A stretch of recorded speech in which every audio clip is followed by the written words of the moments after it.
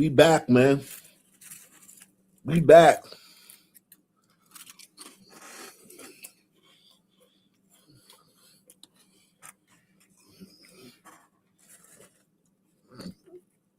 One thing we ain't gonna do is complain.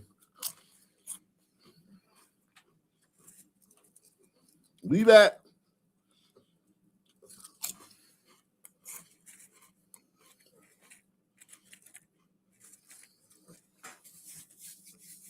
We back.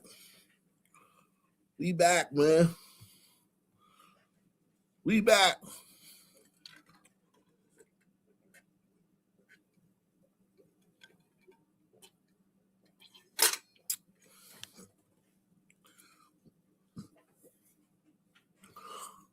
We back, man.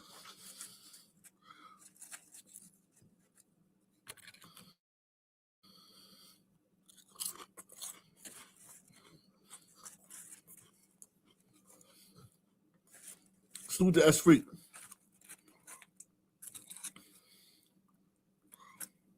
Freak in the building. We back. Listen, man.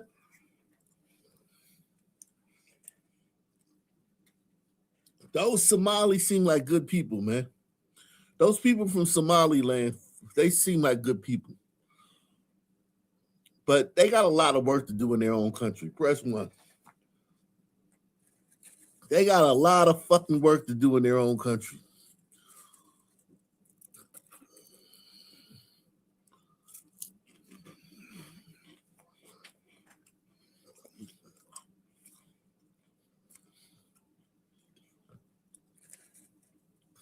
They got a lot of fucking work to do, man.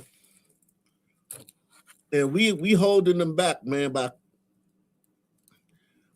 we're not helping them by letting them come over here and escape their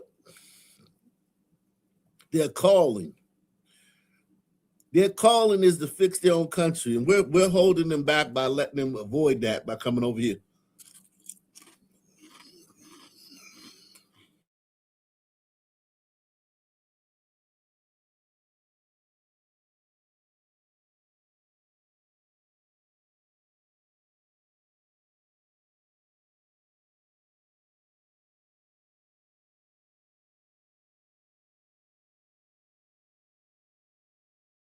Yeah, this shirt is at the Ock Nation merch store, man. If you want this shirt, just go to the Ock Nation merch store, man.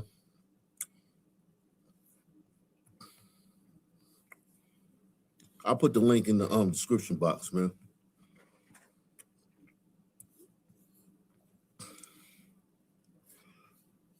If you want this shirt, just go to the Ock Nation merch store, man.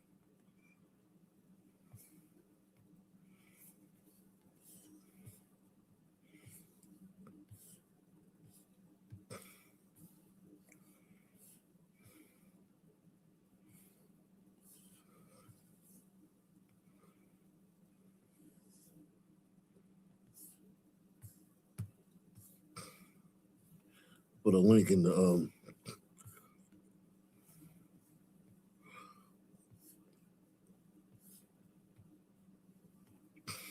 put the link in the description box, man.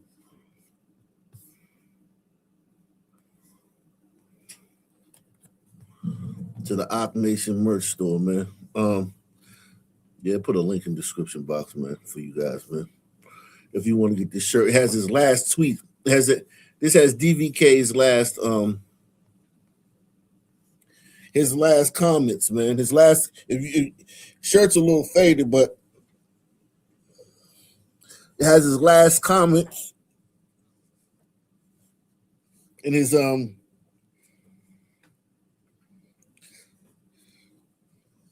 last comments, and then it has a image from this. We did a show for him.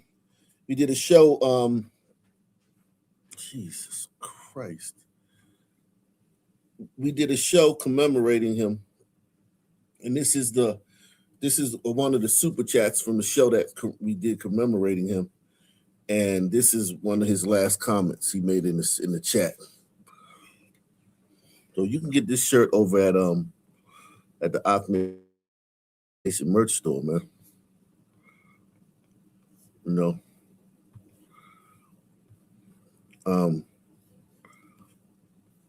I put the link. I put the link in it. The link is in the description box, but I'll put the link in the chat too.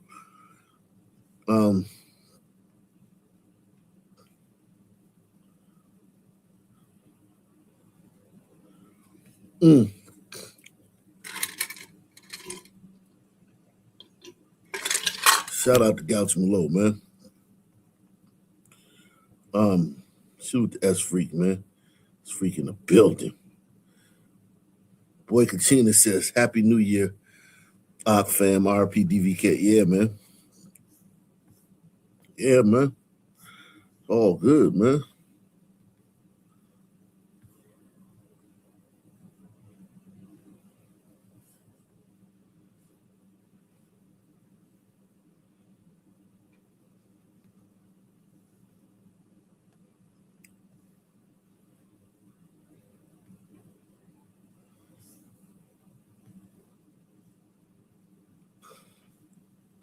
We back in effect with a mask in the tech, man. We ain't mad. YouTube do what they do. Sometimes you're saying too much truth, man. Listen, man.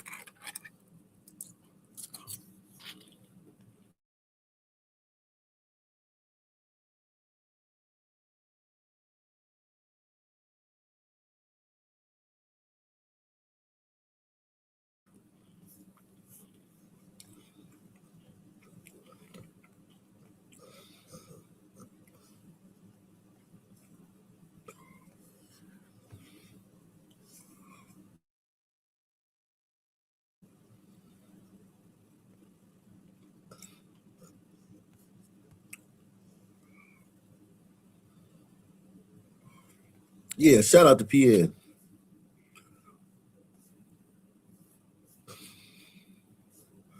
I think PN was good friends with DVK.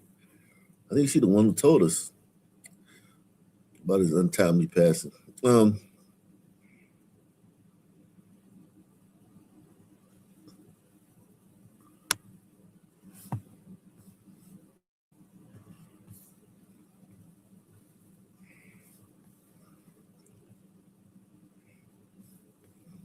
Police are looking for the suspect in the deadly stabbing of a CVS employee working on Christmas night. This happened at a store along Montauk Highway in Lindenhurst.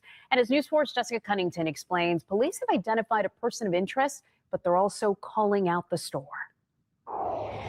Aditsan Sine Jr. wasn't scheduled to work on Christmas Day, but when he was called to fill a shift at CVS in Lindenhurst, he went to work, eager, as his family says he always did. But the 23-year-old would never come home. Police say he was stabbed to death inside just before 7 p.m. It appeared that this poor kid went to work, on Christmas, and, he was, again, assaulted while he was working behind the counter in the store. The store on Montauk Highway closed today, but Vincent Matthews came only to leave flowers. Horror. No one deserves it to have their life taken on Christmas. Early this afternoon, Suffolk County Police Commissioner Kevin Catalina says they now have a person of interest in mind, but don't know what led up to the attack, calling out CVS and its policies for not immediately releasing video from inside the store to detectives. The video shouldn't have been held for 18 minutes, let alone 18 hours. So, again, it's been pretty frustrating. Quite frankly, that has hampered our ability to make an arrest in this investigation. The police commissioner says detectives worked through the night, speaking with witnesses who were inside and also canvassing for video at locations outside the CVS that led them to that person of interest. Based on the person of interest and his background, I could only assume that he was in the store for nefarious reasons. A spokesperson for CVS telling News 4 it took time to pull and package the video police requested, and it was sent via email at 12:30 p.m. Aditsan had worked here for almost a year, and across the street at Luigi's Pizza, Noel Cornejo says he was regular. He was a very helpful person, good-hearted. Sine's 3 siblings and large, tight-knit family now ending the year grieving at their West Babylon home and remembering his spark and smile. Jessica Cunnington, News 4, New York. Damn, he looked like a Somalian too, didn't he? That led them to that person of I mean, interest. like this dude looked like he looked like a Somalian or some kind of. God damn. Shit. That motherfucker looked like a Somalian.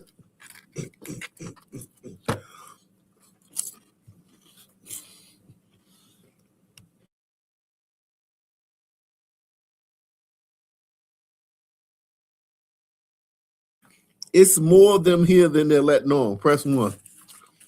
There are more of them here than they're letting on.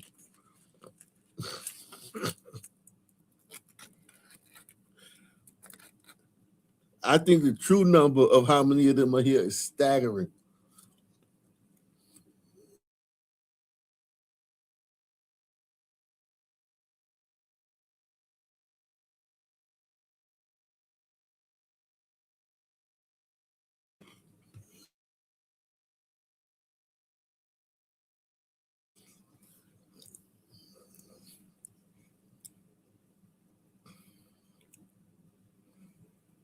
I bet the true number is staggering. Well, now to this. Tonight, a woman in Covington says that Crime Stoppers isn't paying on a promise. That's right. It's been over 3 weeks since law enforcement found an escaped inmate from the Rockdale County Jail that had been on the run for close to 3 days. And the woman who provided that tip says she isn't getting her reward. 11 Alive's Chase House has her story. Tips from homeowners living on Green Acres Court in Pennington Street off of Jackson Highway are what helped law enforcement find escaped inmate Timothy Shane in this abandoned home behind me on Morris Drive earlier this month after a multi-day manhunt. The Rockdale County Sheriff's Office even crediting those tips with his capture. It was that security camera notification and a ring at Rodnika Twilley's doorbell that sent the Covington Police Department to her home on Green Acres Court. Like, this guy was dangerous. Who knows what could have happened if he came in my house? This is video from Twilley's doorbell camera around 12:15 in the morning on December 3rd. I was wondering if I could make a phone call. The man asking to use her phone, then escaped inmate Timothy Shane, who law enforcement was searching for after he escaped from Grady Hospital while under the Rockdale County Sheriff's Office supervision. Immediately when they came, officers surrounded the house looking, but then 2 came inside to view the camera, and then they used their phone to hold it up and take a video, and then I sent them a video. While Shane was on the run, Crime Stoppers of Greater Atlanta put out this flyer offering up to $5,000 for any information that leads to his whereabouts. The video you're watching is of Shane being taken back into custody. And See, black people only snitch when it's a white criminal. Press 1. If this was a black criminal, man, she wouldn't have snitched, man. You can't use my camera. Get out of my house. I know my rights. She don't mind snitching because it ain't gonna be no retribution. And when I heard, I was like, when I said she was on camera, the way this started, I was like, yo, is she crazy? This is awfully dangerous. Weren't you thinking that? Press 1. Well, now to this. Tonight, a woman in Covington says that Crime Stoppers isn't paying on a promise. That's right. It's been over 3 weeks since law enforcement found an escaped inmate from the Rockdale County Jail that had been on the run for close to 3 days. And the woman who provided that tip says she isn't getting her reward. I was like, yo, that's dangerous, sister. You bumped your head, but then when you find out as a white dude, you know, ain't no she's safe, man. Ain't no white people gonna come looking for retribution and shit. Ain't no white people gonna come back and looking to do something to her, to harm her, because she done snitched on somebody. Barry B is in the building. Shout out to Barry B. She don't care. It's a white person. That sister do not care. This is a white man. Black people will snitch on white people. Black gangsters will snitch on white people. Snitching on white people is different. There's no snitch code when it comes to white people. Okay?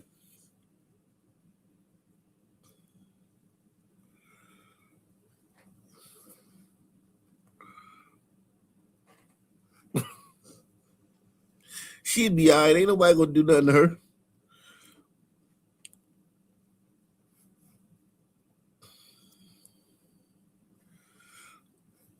For any information that leads to his whereabouts. The video you're watching is of Shane being taken back into custody. If this was a black criminal, we would be the news camera would be showing us a picture of her shoes. They would be showing us a picture of her shoes in her shadow.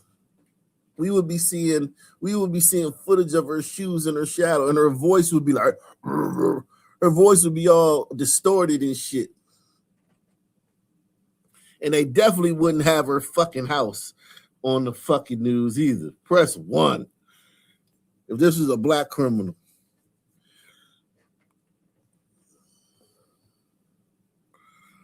Came inside to view the camera, and then they used their phone to hold it up and take a video, and then I sent them a video. While Shane was on the run, Crime Stoppers of Greater Atlanta put out this flyer offering up to $5,000 for any information that leads to his whereabouts. The video you're watching is of Shane being taken back into custody, and Twilly believes it was her tip just hours earlier that led police to him, so she should be given the cash reward.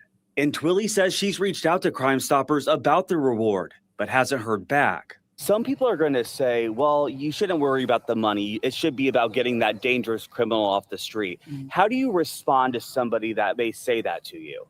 Well, I can agree. We're all happy that he is off the street. However, some people could have turned a blind eye and was like, hey, just ignore the ring, go somewhere else. But we did make that call, and they did put it out there that there was an award. According to the Crime Stoppers of Greater Atlanta's website, in 2024, they received more than 4,100 tips. On Wednesday and Thursday, I reached out to the Atlanta Police Foundation, who oversees the program, to see how many of those tips led to a reward. I never heard back. As for if and when Twilly will get her reward, I'm still working to figure that out too. In Covington, Chase Howell, 11 Alive News. Now in March, Crime Stoppers raised their standard reward from $2,000 up to $5,000 for information that leads to the arrest of an individual engaged in criminal activity.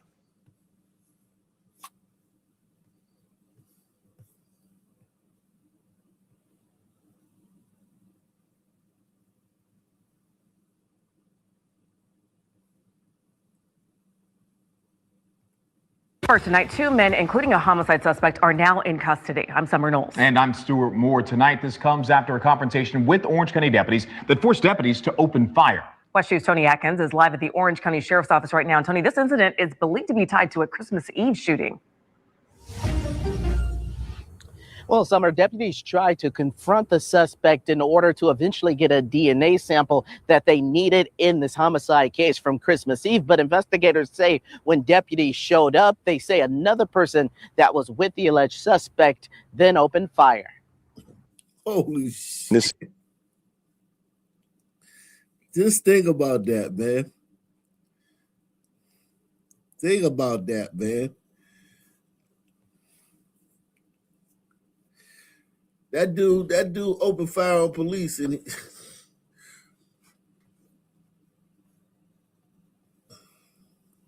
because they were approaching his friend. Jesus Christ.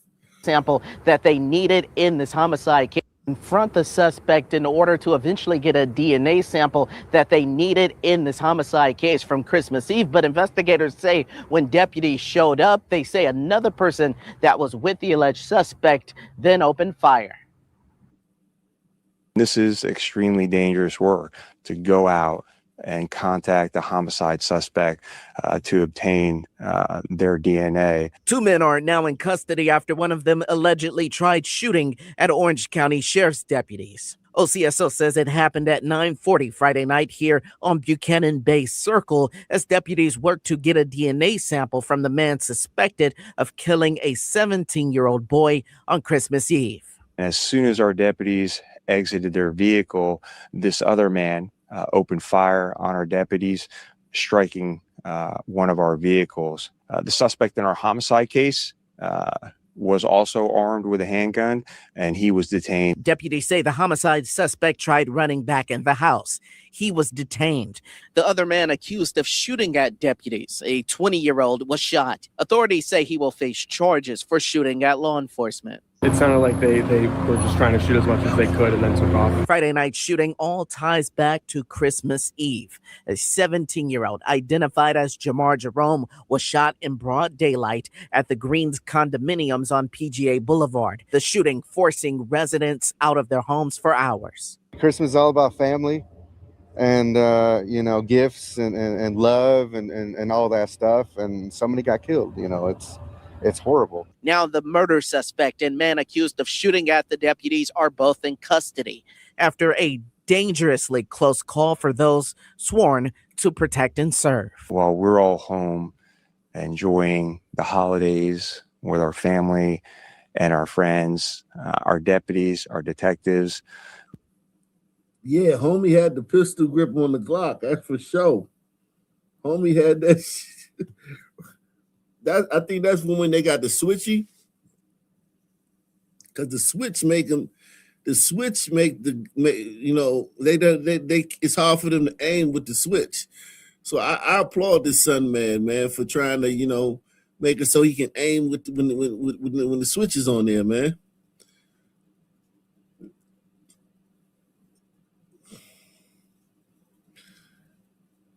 He wants to make sure he killed the 17-year-old the day before. The men and women in the Orange County Sheriff's Office are working hard to bring justice to these families. And so the pursuit of justice doesn't stop during the holidays. We owe that to the families of these victims. And the Florida Department of Law Enforcement is investigating this shooting. The deputy who fired his weapon was placed on paid administrative leave pending the outcome of that investigation. Also, OCSO says no deputies were hurt. I'm covering Orange County live at the Orange County Sheriff's Office. Tony Atkins, West 2 News.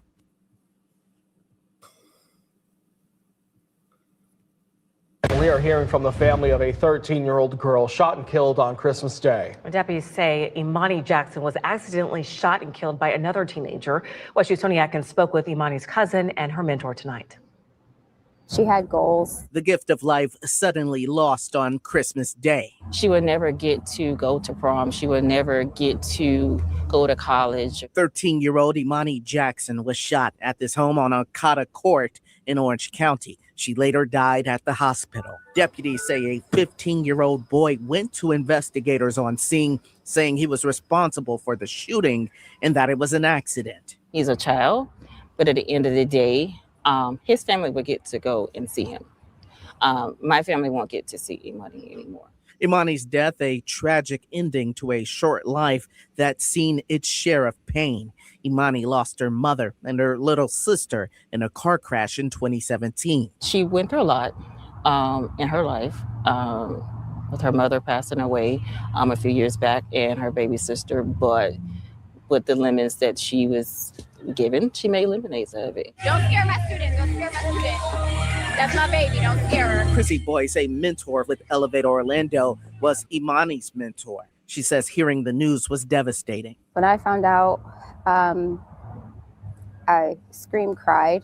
It wasn't very pretty. Imani Jackson, a girl with goals, one of those trying out and eventually making her high school's cheerleading squad. So it was my goal to talk to the cheerleading coach at the high school that she's intended for, and just figure out when it is. And I did. I talked to the coach, but unfortunately I won't be able to give that information to Imani. And while this family doesn't know exactly what happened. Wow. Little fucker playing with guns, man. Oh, man. And we don't know what happened. We don't know if he really shot her on purpose or it was an accident. We don't know. We just know what he said, man. He could have shot her on purpose.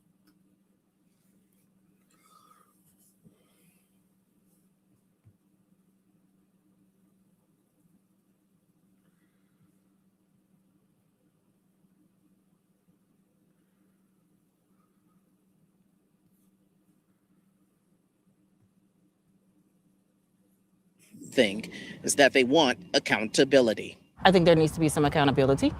At 15, you should not have a gun. Covering Orange County, Tony Atkins, West 2 News. A police search for the gunman who... It's always blacks, man. Anytime there's a shooting, it's blacks, man. Press 1. You can almost chalk it up to being blacks, man. When there's a shooting, man. A lot of shooting on Christmas, man. The fuck is you niggas? Well, it's snowing up here in Pennsylvania, so people ain't really out. But god damn, you niggas shooting on Christmas? Niggas ain't got shit else to do.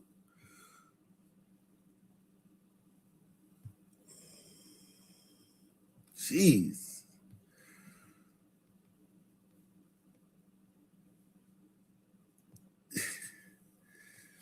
Fuck.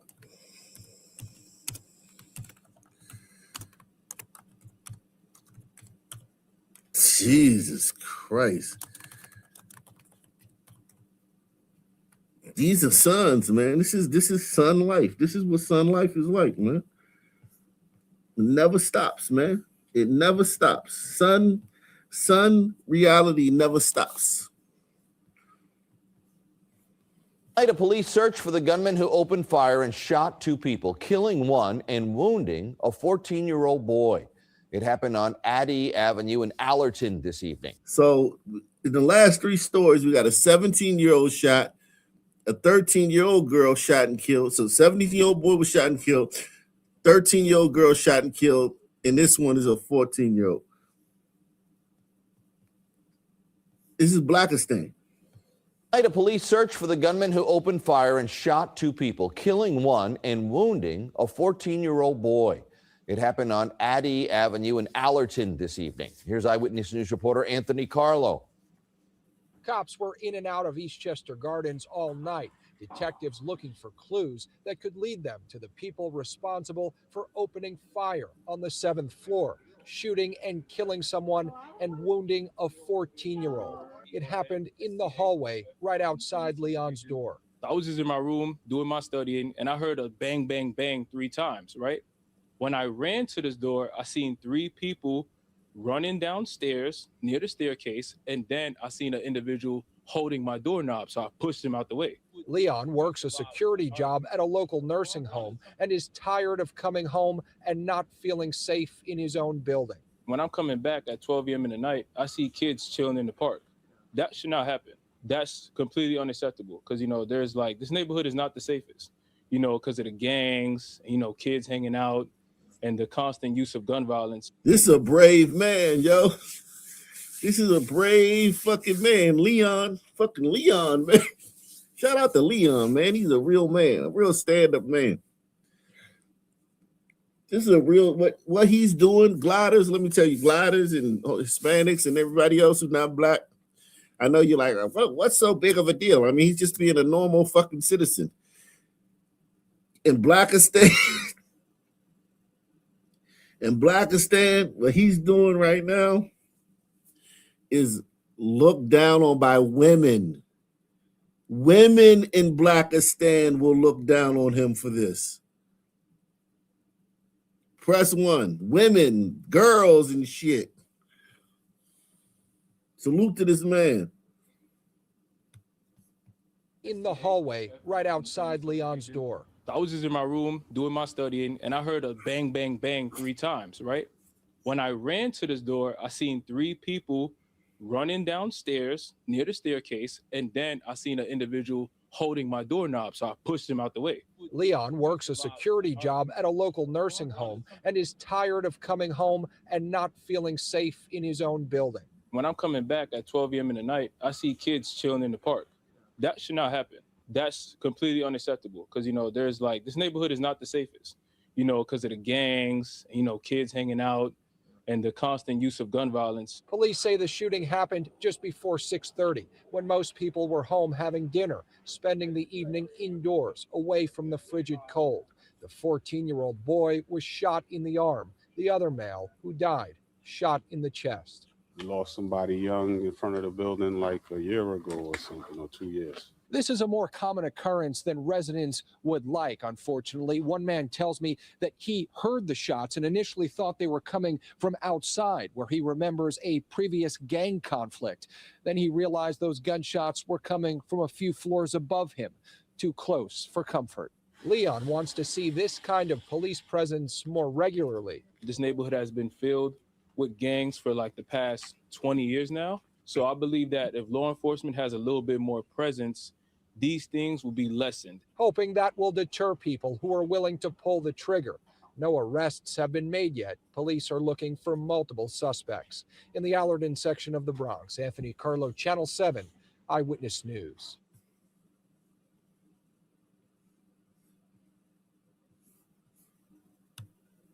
At the beginning of the hour about a young girl who was shot and killed on Christmas Day in Orange County, and sadly in Volusia County, a 17-year-old boy killed by gunfire as well on Christmas night. Investigators are looking for suspects in connection to the shooting death of 17-year-old Brendan Watkins. It happened on El Campo Avenue in Deltona around 8:40 last night. West 2's Michelle Meredith live at the Volusia County Sheriff's Office.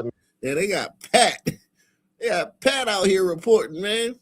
I ain't seen you since Saturday Night Live, man. Long time no see, Pat. Michelle, they have some clues to work with, they say. Well, there are homes on that street that have surveillance cameras, and those images are giving investigators a feel for what might have gone down. It started as a quiet Christmas night on El Campo Avenue in Deltona, but close to 9 o'clock, shots rang out.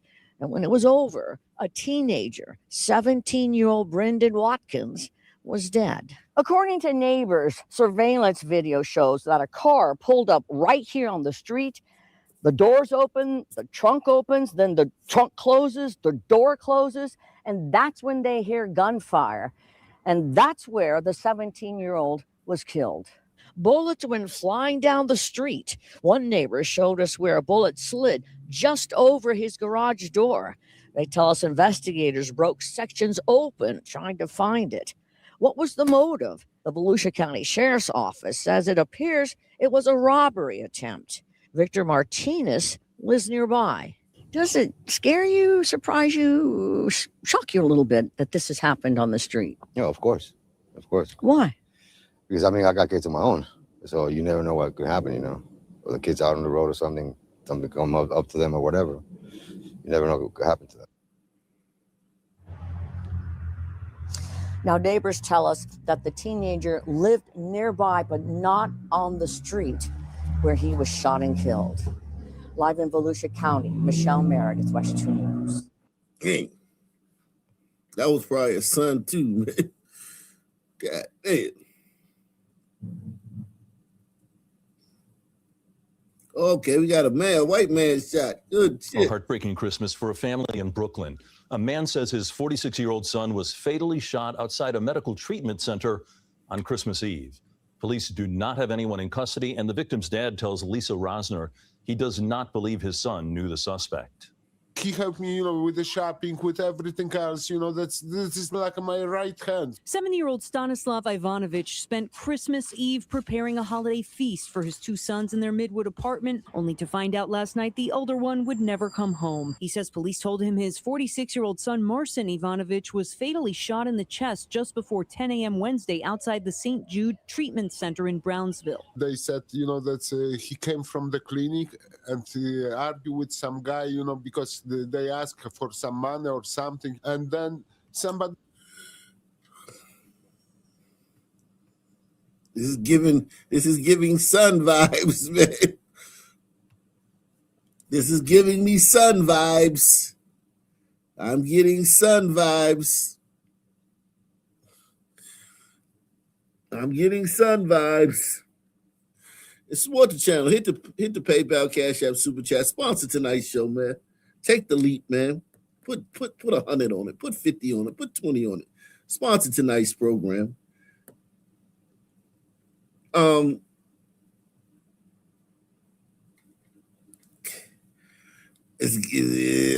getting son vibes from this, man. It's a chance encounter. He didn't know the person. He didn't. When you get killed by somebody you don't know,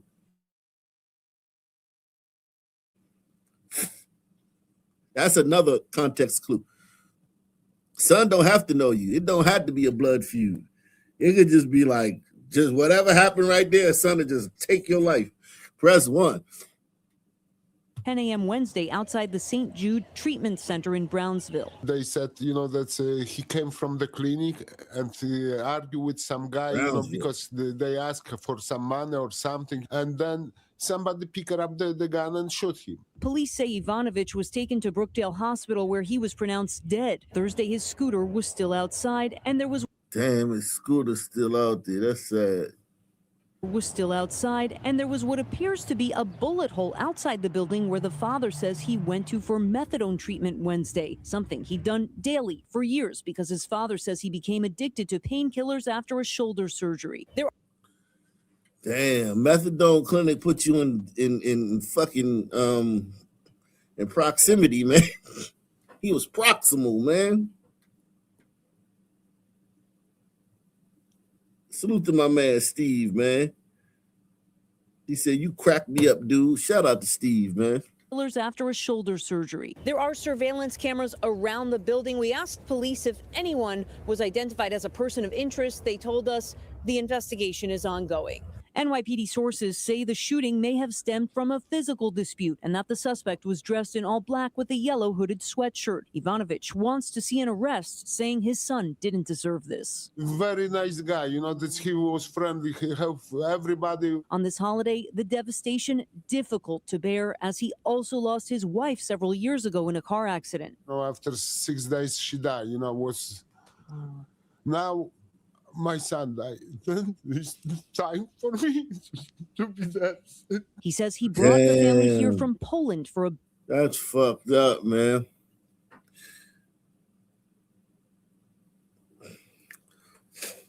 Shit. Poor guy, man. Poor guy, man. Salute to Buster Hoonahan, man. Poor guy, man. Poor guy, man. This is sad, man. Better life, and now as he himself faces health issues, he can barely afford his apartment. In Midwood, Brooklyn, Lisa Rosner, CBS News, New York.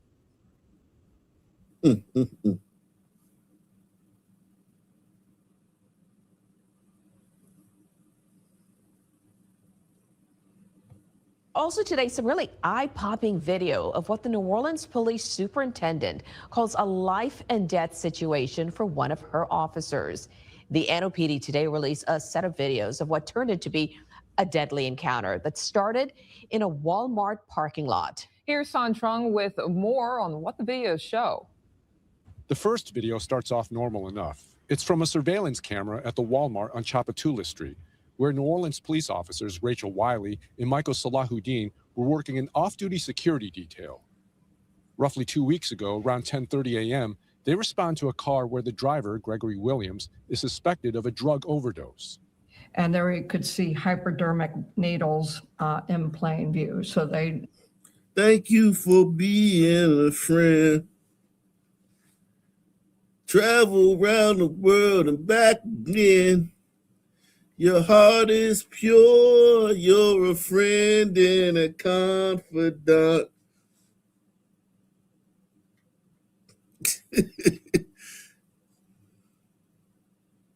And if you throw in a party and invited everyone you knew, you would see the biggest gift would be from me, and the card attached would say, "Thank you for being a friend." They got goddamn Estelle Getty as the motherfucking police chief. Ain't that a bitch? How the fuck is the Golden Girls a goddamn police chief? Ain't that a bitch?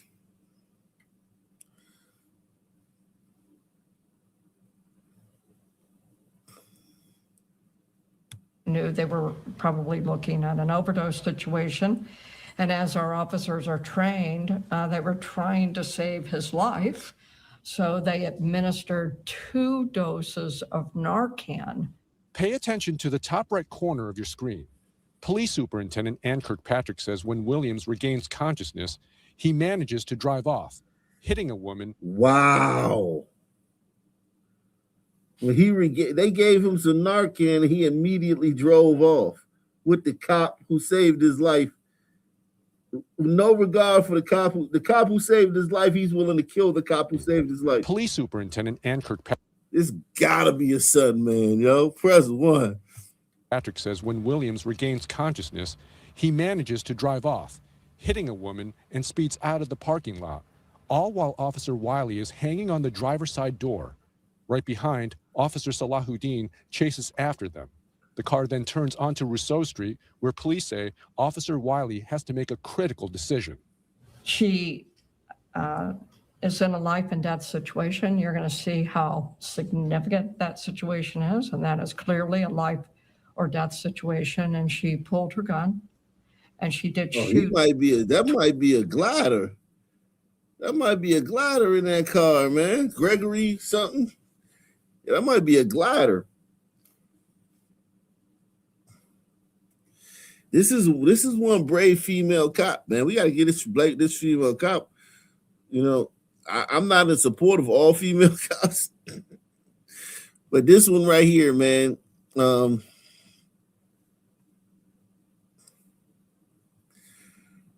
This one right here, man. She you know, she can keep her job, man. You can keep your job, baby.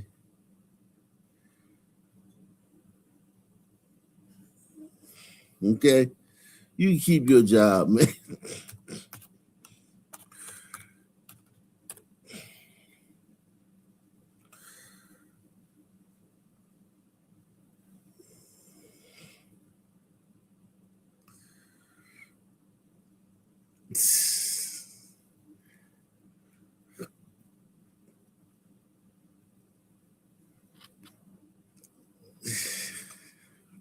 Being a lady cop is not fun, man.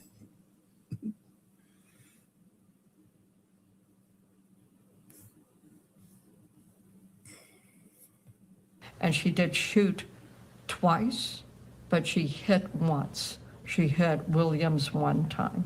As the car heads into oncoming traffic, Officer Wiley becomes dislodged. An instant later, the car sideswipes a truck. Here's another view. You can see Wiley separating from the car right before it hits the truck, where she lays injured. Williams, however, continues down the road. After having been shot, he's been shot between that spot where he's pulled out, and Officer Wiley falls out of that vehicle. The car then slams head-on into another car parked nearby. Williams eventually died. Falls out of that vehicle. The car then slams head-on into another car parked nearby. Williams eventually dies. Officer Wiley suffered multiple injuries. The end to an unpredictable chain of events.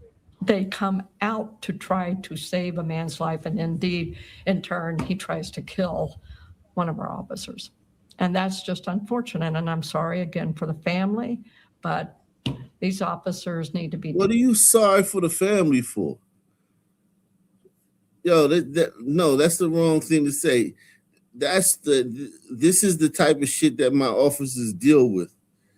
They come out and save a man's life, and he wakes up out of a near-death situation because we administered Narcan to him, and he instantly tries to kill one of our officers that saved his life. And this is what our officers deal with on a daily basis. Not, I feel sorry for his family. Are you fucking nuts? Are you fucking nuts, lady? Blanche? You nuts, Blanche?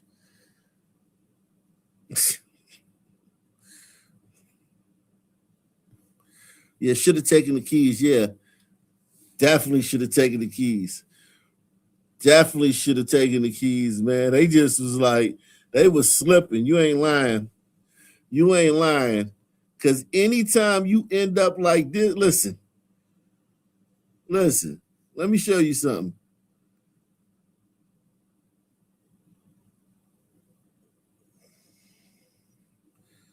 When you end up in this position, man, you did something wrong. You did something wrong, man.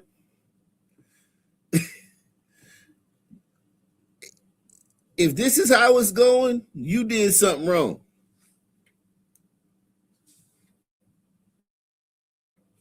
Okay? You don't get here by accident, man. Shout out to Boy Kachita, man. Yo, you did something wrong. You end up like that. Shout out to Adolf Diversity, man. Adolf Diversity in the building, man. Yo, if you end up like that, man, you fucked up, man. The man was probably like, take the keys out. She's like, no. You're worried about his keys? I'm worried about his life. That nigga woke, that motherfucker, it's probably a glider. As I can see a light-skinned black man. Because the skin is light. The skin is light. That's a light skin. And as cold as it is, wouldn't no sun man be wearing no fucking shorts. So that's probably a glider, man. Sun man don't wear shorts in the wintertime, man.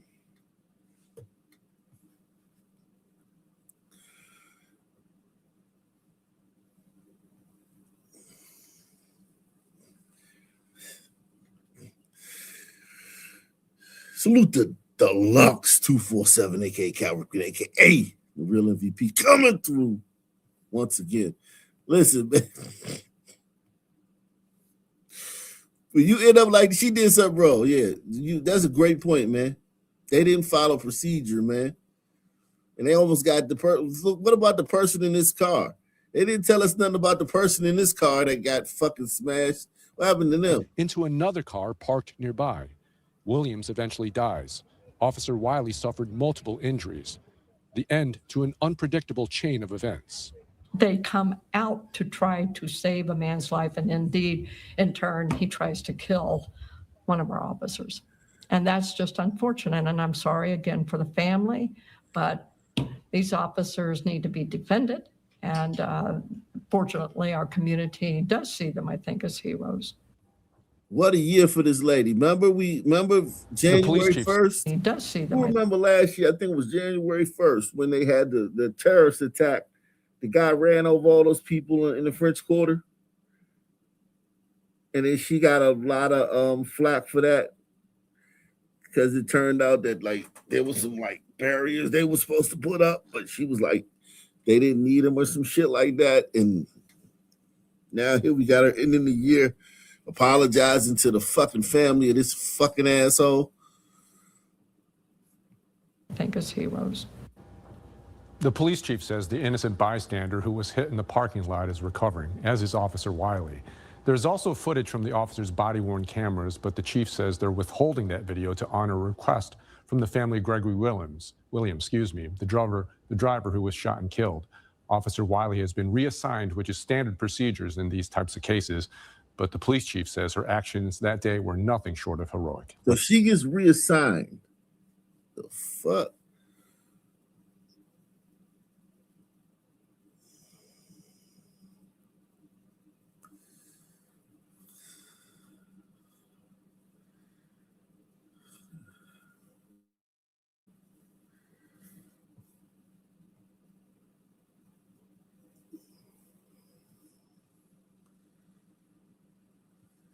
Shit.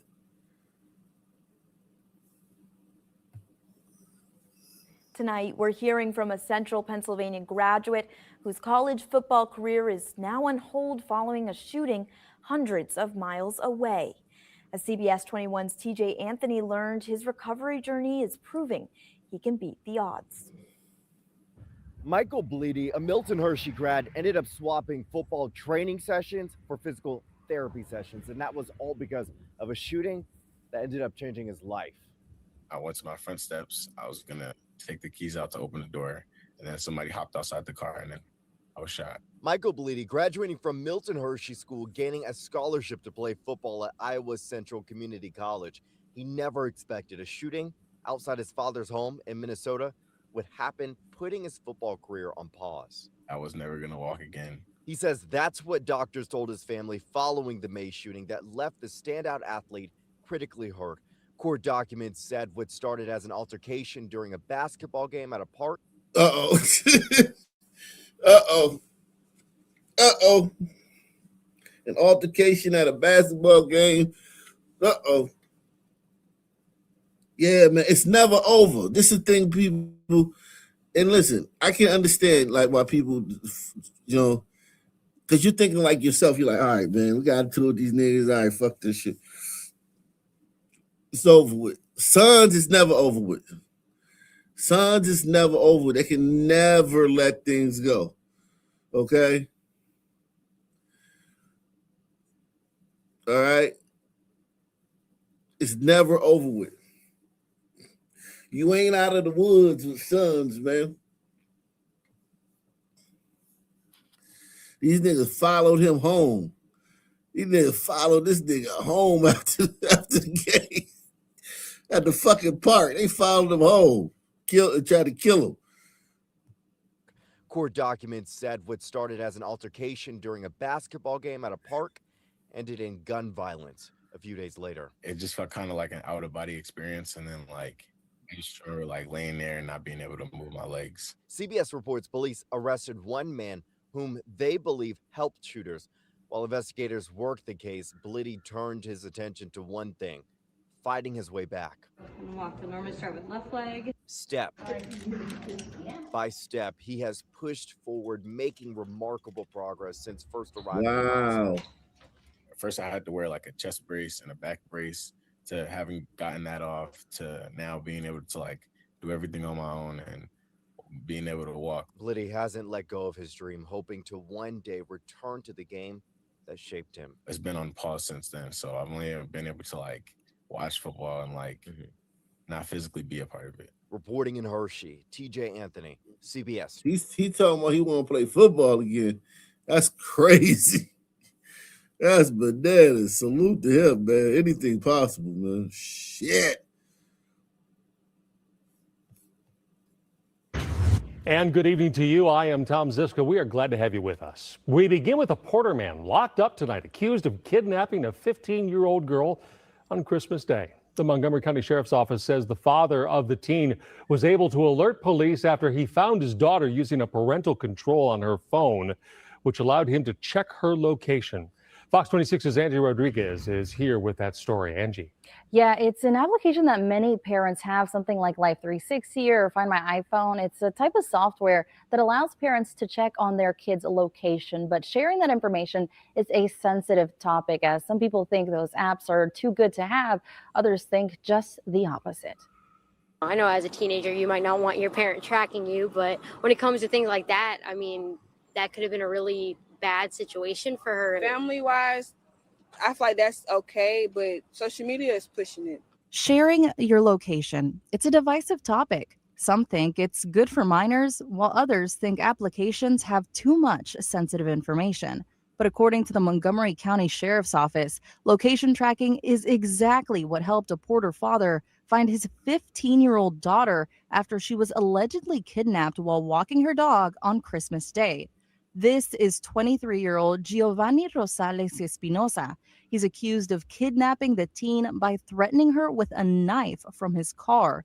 The girl's father found her phone pinged to a nearby wooded area just 2 miles away. And when he pulled up to the scene, he found Espinosa half naked with his daughter and her dog in the vehicle. This is one of the ways that smartphones and technologies serve a positive purpose. You know, they're often seen as the boogeyman, and social media and smartphone use is they're creating terrible people and the world is falling apart. But in reality, they have some good uses. And one is when your kids are younger, they do serve as a way to monitor your kids, where they are, what they're doing. Jeff Temple is a professor and psychologist at UT Health Houston, and he says this case could have been a matter of life or death. I do think that it is really important to communicate both ways, from kid to parent and parent to kid, about how you're going to use this function. In the case with Porter, it worked out beautifully. It worked out as it should, and a life was likely saved because of this function. But we want to make sure that we don't over-police, and we want to make sure that we're communicating with our kids about when we use it, when we should use it, and have that sort of open communication so that the kids know that you're using it when it's appropriate and that you only use it when it's appropriate. And Temple continues to say that monitoring your child's location can become excessive. He says paying too much attention can be just as bad as none at all. Now, according to the Montgomery County Sheriff's Office, we know Espinosa is being held without a bond at the Montgomery County Jail, and the investigation is still ongoing. In the studio, Andrew Rodriguez, Fox 26 News.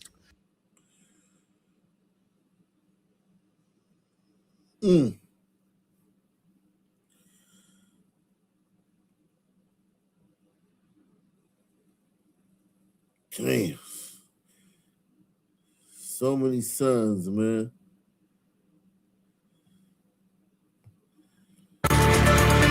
Metro Police hoping someone will keep an eye out to help them identify suspects in a deadly shooting that left a 34-year-old man dead. Thanks for joining us tonight at 6. I'm Rory Johnston. Gavin Thompson's being remembered now as a devoted family man who loved his dogs and his community. Detectives say suspects were caught on surveillance video fleeing the scene in a dark sedan. Our Kelsey Gibbs spoke with a close friend now grieving his loss.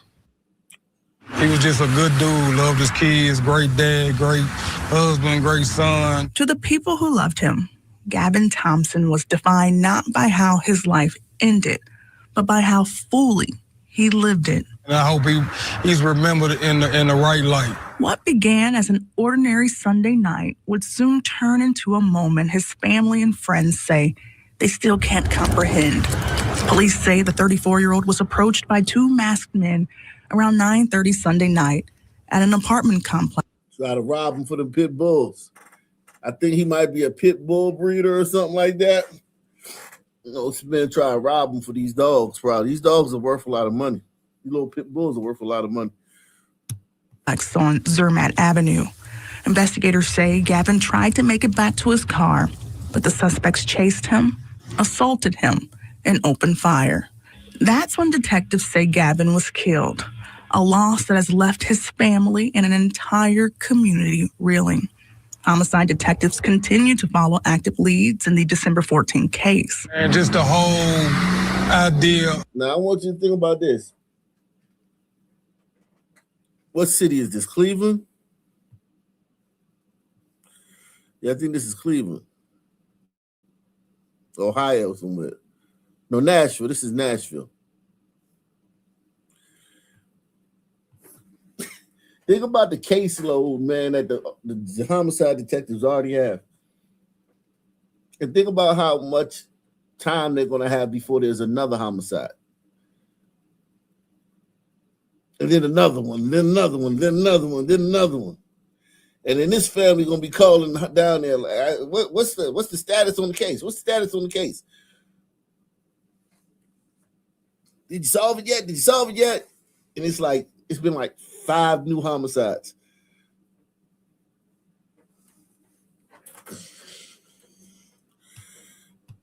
Of this is just, it's heartbreaking, man. Surveillance photos show the suspects leaving the scene in the back seat of a black sedan, believed to be a dark-colored 2014 to 2020 Chevrolet Impala with a Premier trim package. I was in shock because he was the kind of guy like you would never think that would happen. Those who knew Gavin say the shock comes from knowing the kind of man he was, someone who stood out not for conflict, but for compassion. Never a jealous bone in his body, always showed love. He was just a good dude, loved his kids, great dad, great husband, great son, just an all-around great guy. Demetrius Robinson met Gavin through their shared interest in dog breeding, a connection that quickly grew into a genuine friendship. I told you. They were trying to rob him for them dogs. And he ran because he probably didn't want to get the dog up. They chased him. There was a struggle, and they shot him. Now Robinson says that the same community is rallying together in Gavin's name. The bully community came up with a reward of our own, so we're going to put that on top of the reward they already have out. Robinson is offering a reward alongside Crime Stoppers, hoping someone comes forward with information needed to bring answers and accountability for a family still searching for justice. So I just want to keep his legacy alive.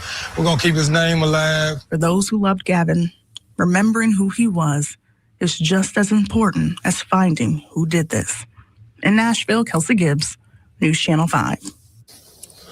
Thanks, Kelsey. Anyone with information on this fatal shooting, or if you recognize the car involved, you should call Crime Stoppers. Gee. Niggas, man. God damn, niggas, boy.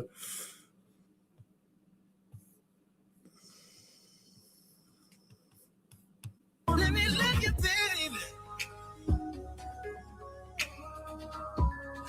I just, ooh, baby. Let me let you, baby. I just, ooh. Okay. All right.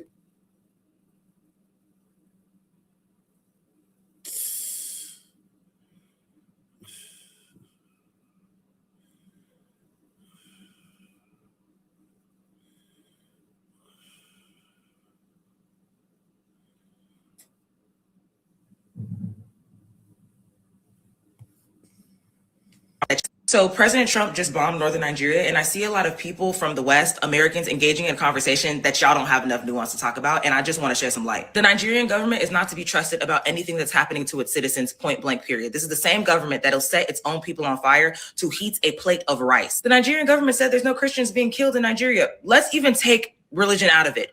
Do we not remember the NSARS movement? Do we not remember the situation that happened at Lekki Tollgate, where we were watching live stream footage of the Nigerian police shooting and killing young protesters, and the Nigerian government turns around and said, that's not happening? A death toll that was uncounted because the Nigerian government tried to cover it up. Do we not remember that? Do we not remember the Bring Back Our Girls movement? 276 of them kidnapped from a school in Nigeria, overwhelming majority of them being Christian. Mind you, government officials were warned 4 hours in advance and they didn't send help. And then when it happened, they still didn't send help. That's not some right-wing talking point. That's been a situation since before the current administration was in office, not just the second time, but the first time. I was just in Nigeria, traveling through the East by car. I can tell you from what I saw with my own eyes, Nigeria has a problem. Just from what I saw with my own eyes, let alone everything that I've been hearing from my family back home for the past several years. This has nothing to do with the current administration, and it's actually extending beyond religion, race, tribe. The Nigerian government does not know how to take care of its people. We have a problem. I understand it's confusing because when you see posts that are talking about the violence in Nigeria, you have some Nigerians saying, yeah, it's happening and we need help. The Nigerian government isn't doing anything. And then you have others being like, I never heard anything about this. This is not true. This is a right-wing talking point. The people who are saying they haven't heard anything, I guarantee you they haven't been to the East. They haven't been to a village of any kind in a long time. North, West, East, South, doesn't matter. They probably live in the city. The people who are victims of this situation, of all of the situations of violence occurring in Nigeria that the Nigerian government is not doing anything to assist with, they are not represented on social media. Who even has access to internet? When I was in the East, half of the time I was using my hotspot. There were stretches of times where I couldn't even charge my phone consistently because there wasn't any electricity. You think that they're going to be in TikTok comments talking about yeah, this is exactly what's happening. Let me live stream it. Use your common sense. And the people who live in cities, it's not like they're not victims to the Nigerian government as well. On Christmas Eve, not a couple years ago, I'm talking about this year, a couple days ago, Lagos was on fire. Lagos Island was literally on fire. A whole entire building, shops filled with people's businesses, hard work, gone up in flames. The streets were on fire because they were covered in litter. Because guess what? No waste management. And this Nigerian government, the officials are pocketing the money that they should be using to clean up Lagos. Lagos is a hot mess. It took 3 hours before they got help to put those fires out. It's really sad because America obviously has its own selfish reasons for getting involved, but the Nigerian government is not using its resources to help its people. So it's either be robbed by the US or robbed by your own people. Yeah, liberals got to take the side. Liberals are taking the terrorist side, man. Liberals are on the terrorist side.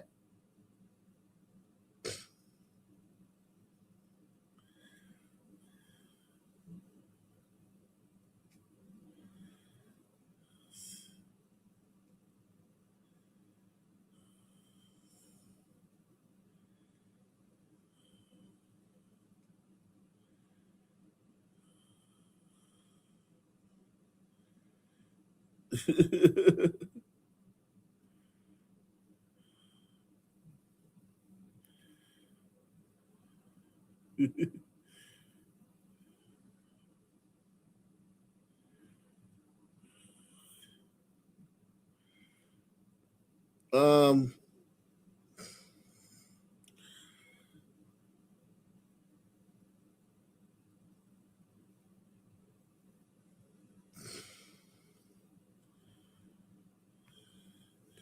so it says they're making a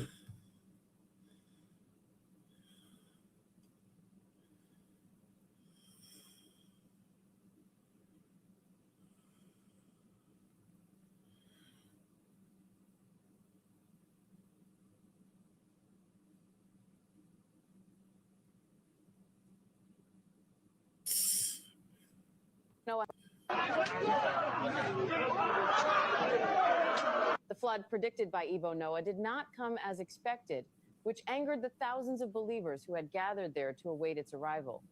Ebo Noah had claimed that God warned him of a global flood and said only those who joined him would be saved. In preparation, he announced that he had built 8 large wooden arks. His message spread quickly online, and an estimated 280,000 people traveled to stay near him, seeking protection. Many followers also donated large sums of money to support the project. When December 25 passed, with no signs of flooding, frustration and panic grew among the crowd. Some followers began questioning where their money had gone after reports surfaced that Ebo Noah had used donations to purchase luxury items, including a Mercedes-Benz. As tensions rose, a group of angry followers surrounded Ebo Noah. Witnesses say the situation became chaotic before local authorities intervened. Police later took Ebo Noah into custody for his own safety and to prevent further escalation. Authorities have now launched an investigation into possible fraud and misuse of donations. Many former supporters say they feel deceived and are demanding answers, refunds, and legal action. Should Ebo Noah be held fully accountable for what happened, or should followers share responsibility for believing him in the first place? What do you think?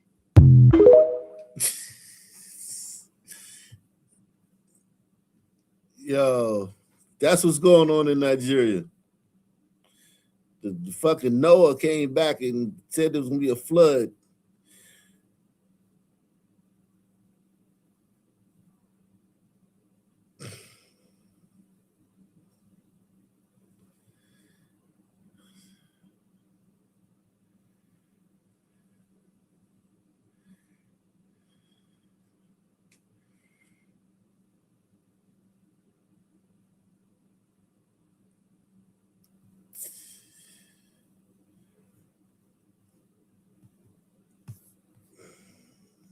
History shouldn't even be called history at this point. I can't believe that I never learned that there were concentration camps for Black people. I can't believe that the only concentration camps that I ever knew about was from the Holocaust. Not diminishing those in any way, but I just think this is insane. I wasn't surprised to hear that the enslaved people that were quote unquote freed in the South after the Emancipation Proclamation were actually not free. Like, that's not surprising to me. What did send chills down my spine was finding out that over 20,000 Black men, women, and children were forced into a concentration camp called the Devil's Punch Bowl in Natchez. I think that's how you pronounce it. Natchez, Mississippi. They were promised a better life.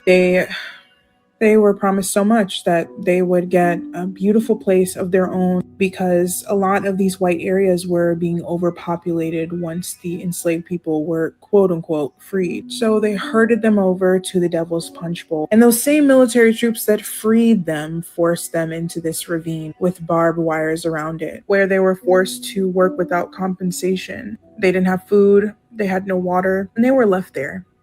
They were left there. Can you imagine leaving the atrocities of slavery and that's what you're met with? Can you imagine being parents? Can you imagine being parents, having to watch your kids sit there and starve? You look up at the barbed wires and you realize that there's no escape.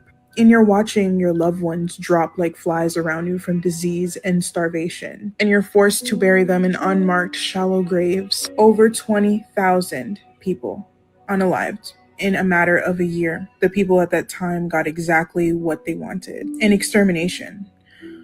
So yeah, to this day, there are peach trees grown over the ashes of the people that didn't get a chance at life. And there have actually been a lot of reports of people getting sick from eating those peach trees, probably because of the soil. I mean, hey, just a guess. So yeah, this is insane. The fact that we focus so much on reading To Kill a Mockingbird so all of my classmates could turn around when the N-word popped up, instead of actually learning the true history and giving these people the respect of talking about them, sharing their story, and not trying to erase them. Yeah, so anyway, y'all, as always, make sure you like and follow and comment down below if you want to keep decoding history with me.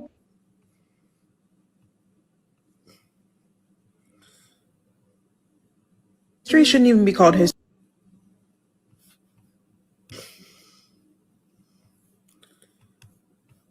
People of color are objectively attractive. This is not a hot take. So many white people look at beauty as simply being someone with white skin. It doesn't matter what that person's features are or how beautiful they really Yeah, you're not beautiful. You have white skin. So, like literally, you have white skin and you're not beautiful. People of color are objectively attractive. People of color are objectively attractive, man.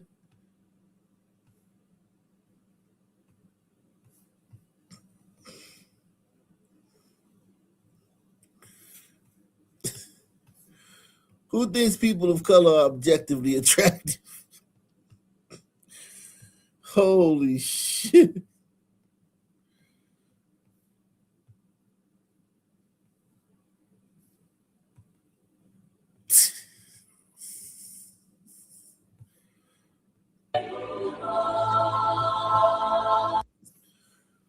Who thinks people of color are objectively attractive, man?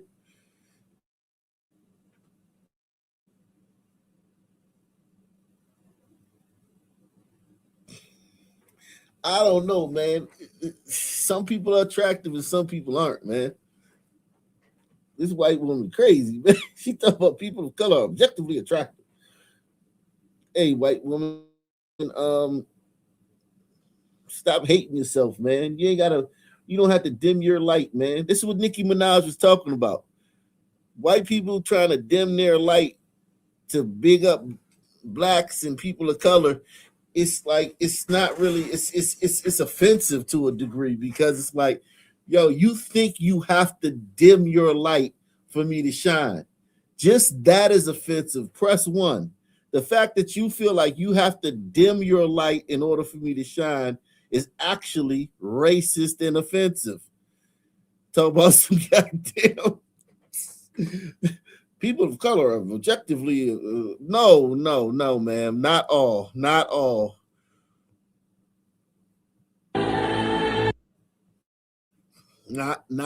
man.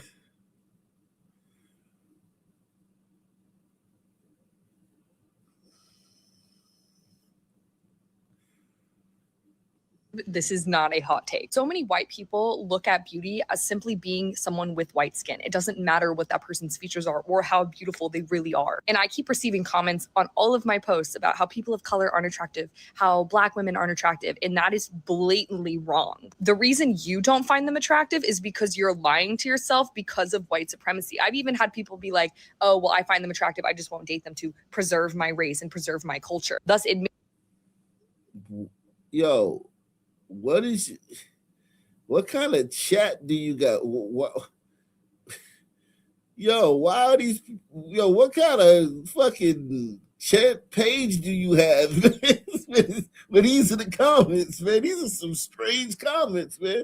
I mean, even people don't really talk like that. Like, unless, what are you posting? What are you posting to make people say these types of things? She must be rage baiting people. Press 1. She must be rage baiting people to get these types of comments. Literally what I'm saying. I mean, look at this. Look, I'm going to show you some people. I mean, these people are just objectively, absolutely stunning and beautiful. And a lot of celebrities who are people of color haven't had any work done, and they're so gorgeous. Whereas the white beauty standard is having a lot of filler, being on Ozempic, really altering your body to be as thin as possible. Just because you are claiming that someone isn't attractive does not mean that that is a universal thing. In fact, in a lot of places outside of America and Europe, non-white people are the standard. You can say what you want, but stop declaring who you find attractive as objective fact, because you're fucking wrong.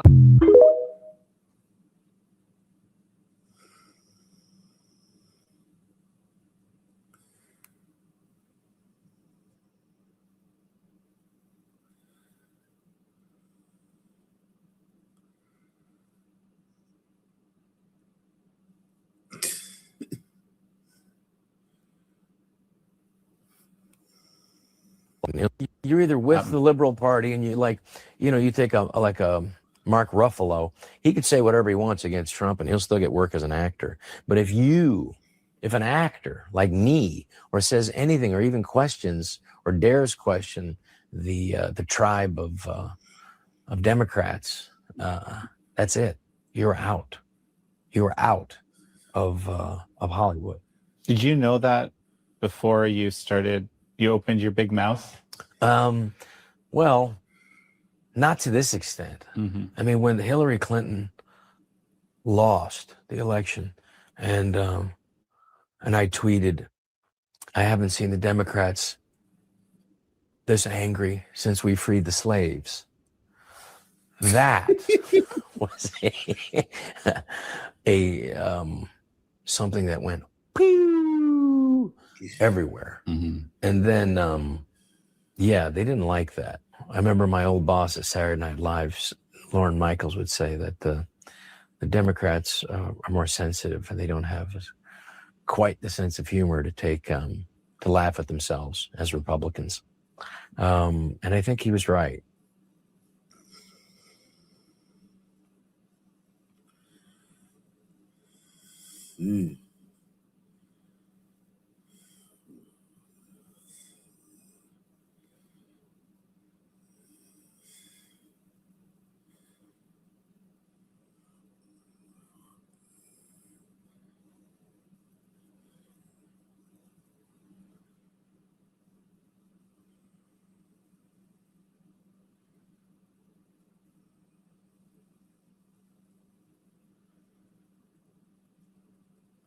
That's a dude.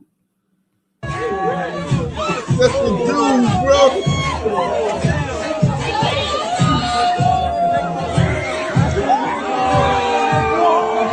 That's a dude. I can tell that was a dude. Somebody, buddy don't know that's a nigga. I can tell that was a dude.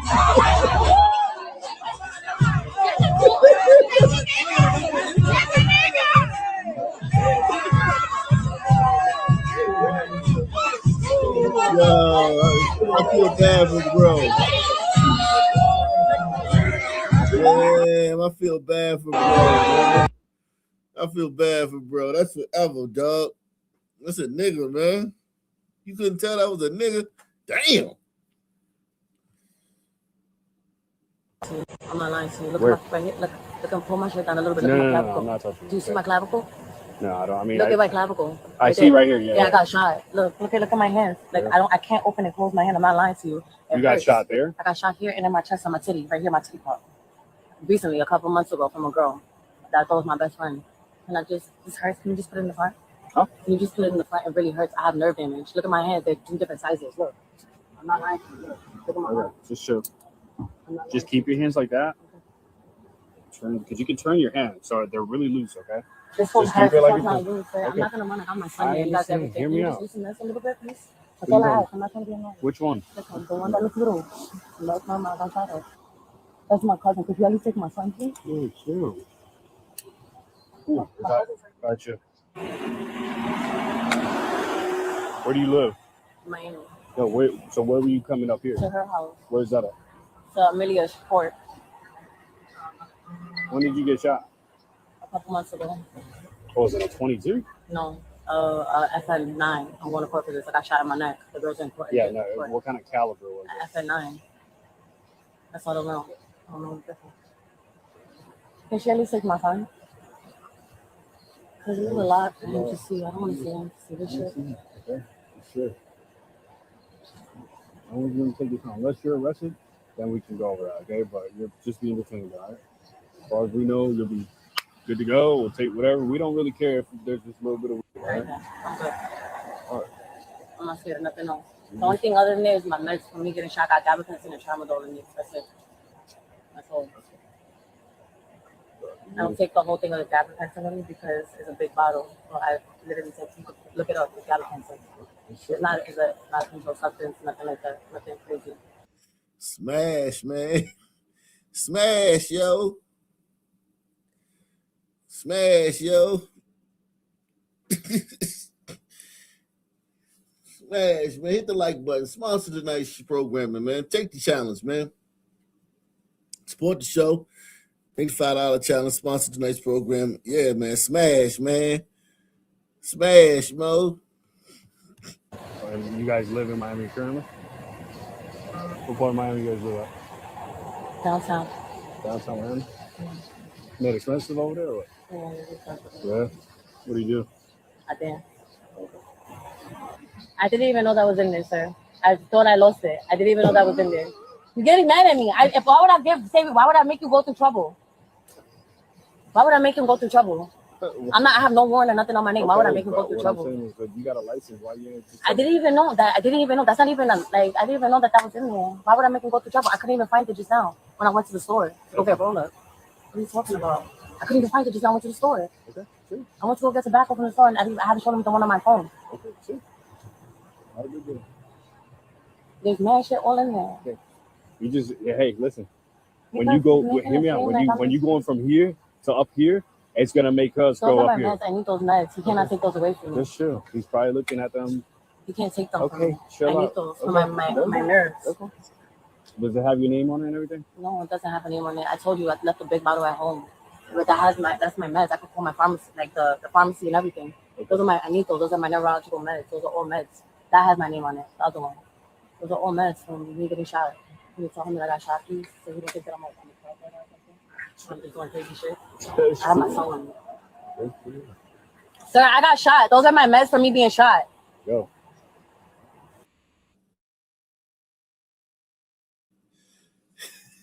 She's still stripping us.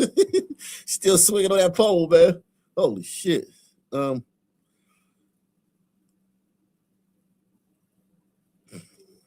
This is Sakhili Intseli from Africa. He's just been convicted of producing homemade explosives in his London flat. The 18-year-old was likely planning jihad. His bombs contain nail ball bearings for maximum damage. That's one ugly motherfucker, bro.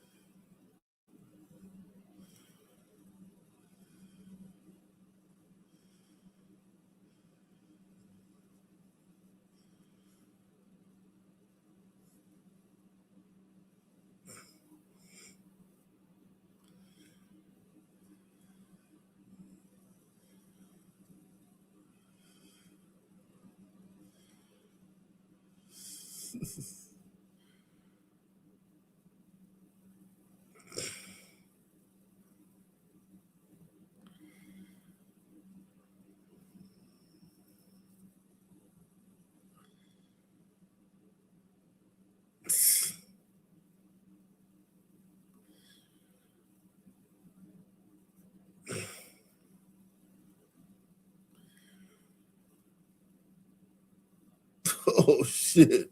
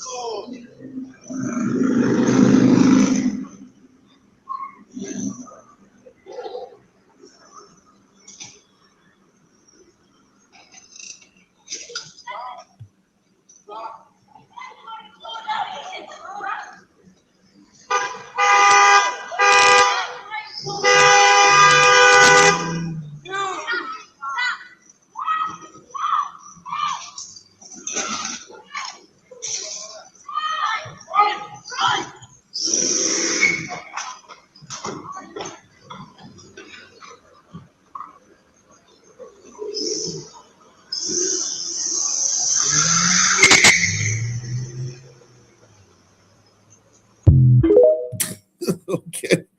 It's another day, man. Just another day.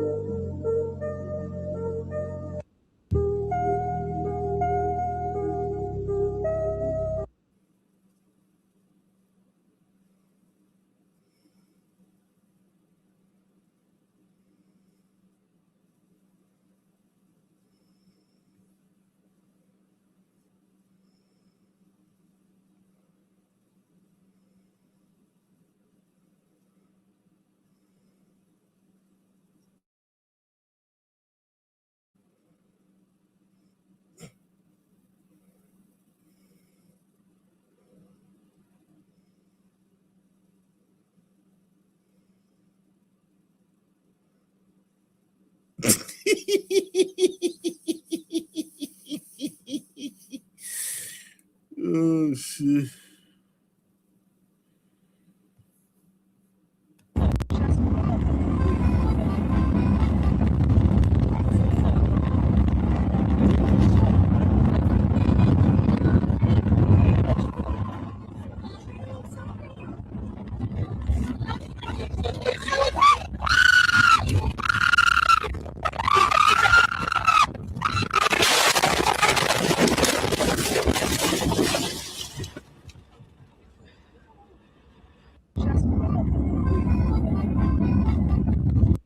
That's Russia. That's definitely Russia. Do you know that almost every car in Russia has dash cam because of shit like this? You rarely find somebody with a dash cam in America, but in Russia, almost all the cars have that because they drive like this over there. All the footage you see with dash cams, mostly on like World's Most or World's This or Top This or whatever, is almost 99% chance that it comes from Russia because that's part of their culture. You have to have a dash cam over there. Just to set, just so you can, you know what I mean, protect yourself. Americans, we don't need that. I mean, we probably need it, but we don't do it as much. We don't really ride around like that.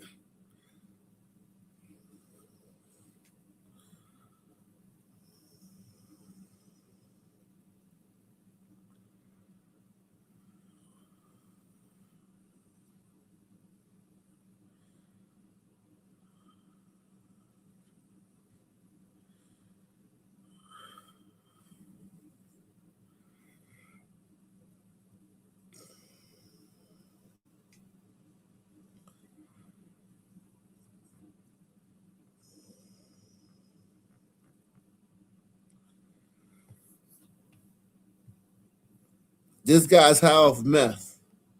This white guy's high off of meth in this video. Look at this guy. Look at this shit.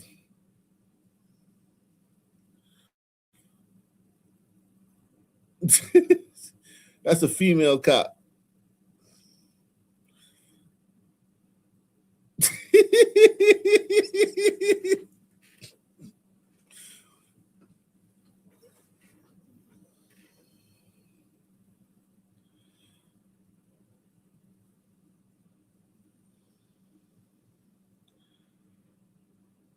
And look at all the problems it caused.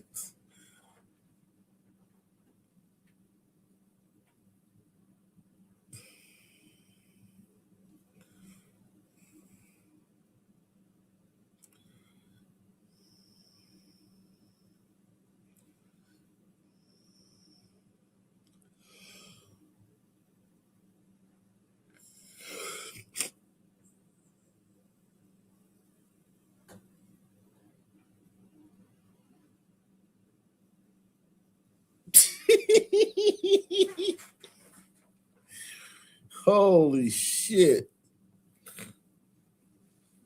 This is a terrible cop. Yeah, they are, man.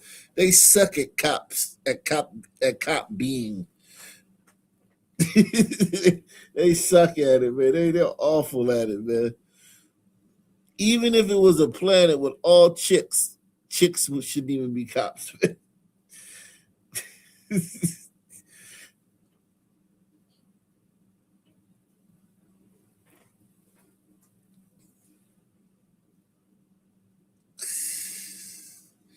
She's a cop. She should be able to open the door when some fucking meth head comes up to her car. She should be able to. She shouldn't have to lock the door. That'd be worse if a cop got to lock herself inside her car. That's worse, man. Press one. That's worse. Cop hiding in her car with the doors locked.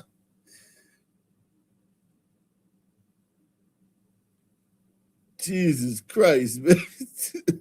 She should be able to open her door and engage the suspect, man.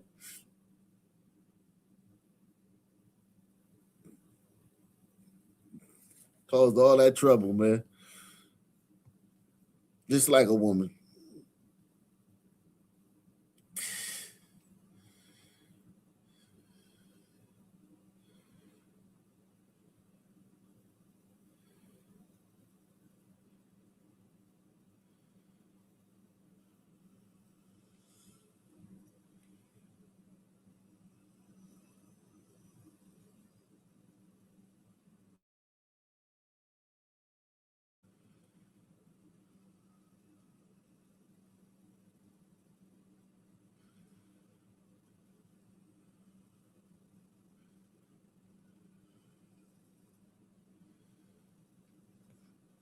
How do you enter Congress with a negative net worth in 2019 and shoot up to a $30 million net worth just in 6 years? Let's ask Ilhan Omar. I expose how corrupt politicians are, so make sure you follow me. In 2019, Ilhan Omar was elected into Congress. She started her first year, and her financial disclosure for that year was a negative net worth. When this was first reported, she absolutely denied the fact that she's a millionaire. But then a couple months later, she filed her financial disclosure. We saw a 3,500 increase in net worth compared to the previous year. Now, members of the U.S. House of Representatives earn about an annual salary of $174,000. Even if she saved every penny from her salary from the last 6 years, it wouldn't be anywhere close to $30 million.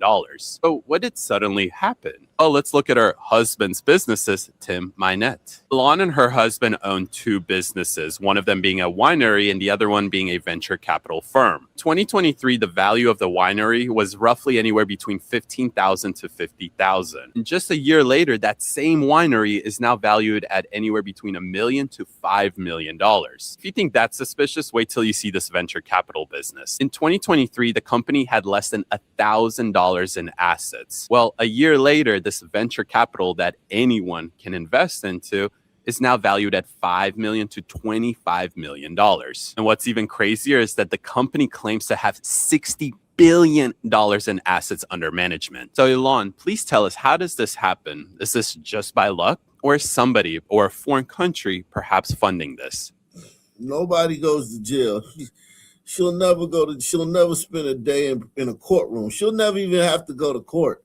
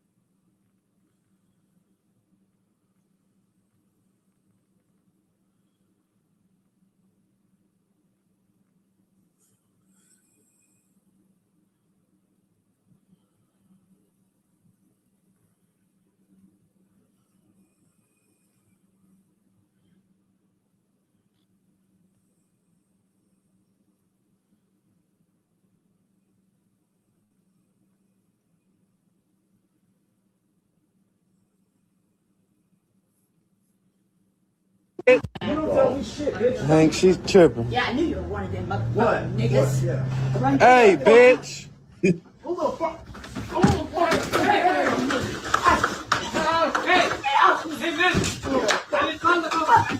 Hey, bitch.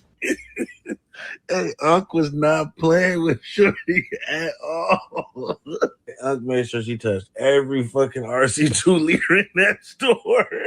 Hey, why the fuck she pop up like little Billy from third grade who used to beat up nigga?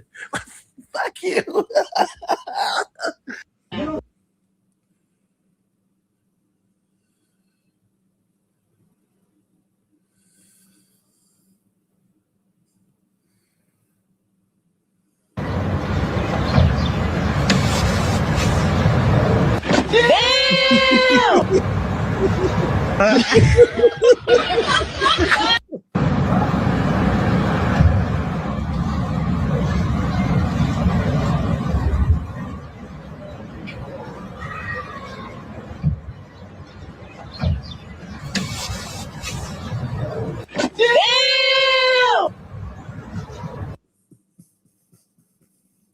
That's a skit.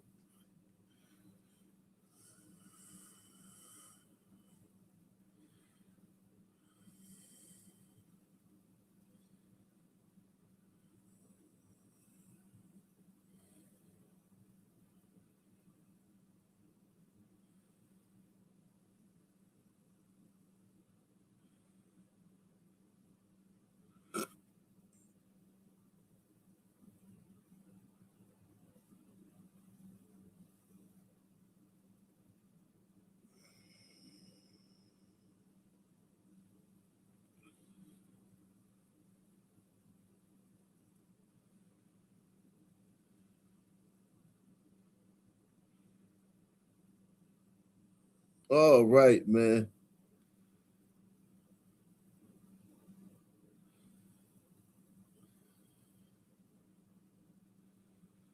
All right, man. We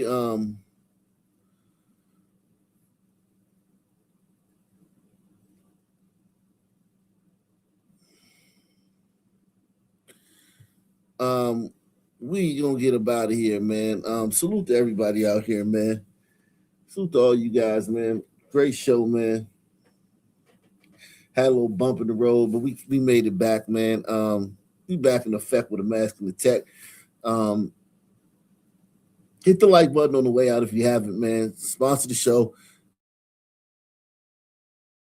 Salute to everybody. Thank you, man. We'll be back tomorrow. Same black time, same black channel. I'm out of here.